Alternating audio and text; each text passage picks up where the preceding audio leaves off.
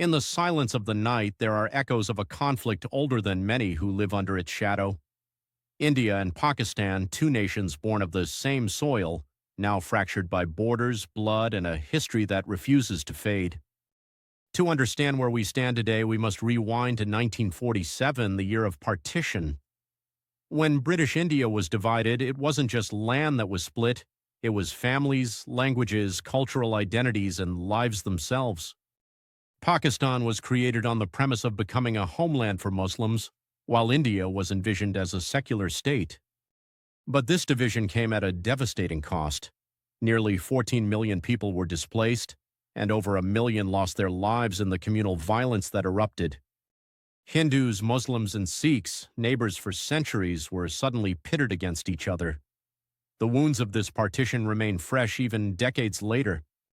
At the heart of their animosity lies the region of Jammu and Kashmir, a princely state caught in the crossfire of independence. In 1947, its ruler, Maharaja Hari Singh, faced an agonizing choice. He initially hoped for independence.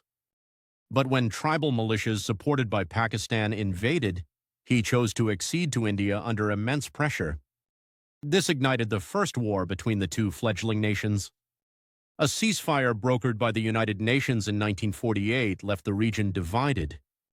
Pakistan controlled what it calls Azad Jammu and Kashmir and Gilgit-Baltistan, while India retained Jammu, Ladakh, and the Kashmir Valley. But the war ended without a clear resolution, and the seeds of future conflict were sown. Since then, India and Pakistan have fought 3 more wars in 1965, 1971, and 1999. Each war brought devastation, but none provided lasting peace. The 1971 war in particular reshaped South Asia. Bangladesh emerged as a new nation, breaking away from Pakistan after a brutal internal conflict. For Pakistan, this loss was humiliating, and for India, it solidified its role as a dominant power in the region. But wars are only one part of the story. Kashmir remains the flashpoint, a region so beautiful yet so deeply scarred. Over the years, its people have borne the brunt of military operations, insurgencies, and political indifference. For India, Kashmir is an integral part of its identity. For Pakistan, it's a symbol of its founding principle as a homeland for Muslims. And for the people of Kashmir, divided and caught between the ambitions of 2 nuclear-armed neighbors, it's a daily struggle for dignity and peace. The conflict deepened in 2019 when India abrogated Article 370, revoking Jammu and Kashmir's special status. This move was celebrated by some in India as a step toward integration, but condemned by Pakistan as a betrayal. Tensions escalated, leading to cross-border skirmishes, military standoffs, and a media war that further inflamed public opinion on both sides. And today, the fragile silence between the two nations is often shattered by shelling across the line of control. Civilians on both sides live in constant fear, their lives interrupted by bombs, bullets, and uncertainty. Meanwhile, the rhetoric grows louder, fed by political agendas, religious divides, and the scars of the past. But what fuels this enmity? Is it just history or something more? Nationalism, religion, and politics all play their roles.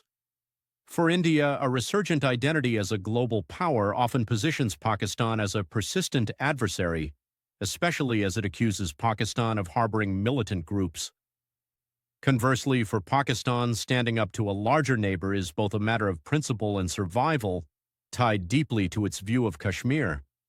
And yet, amidst the hate and hostility, there are moments of humanity.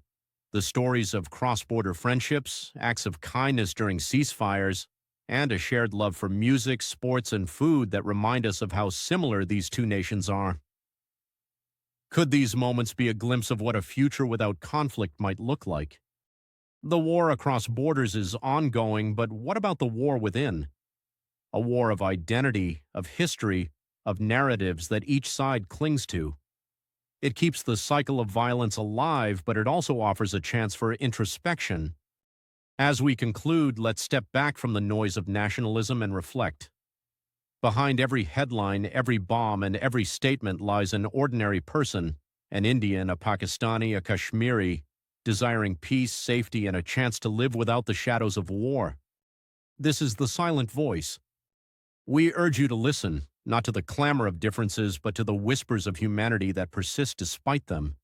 Thank you for watching.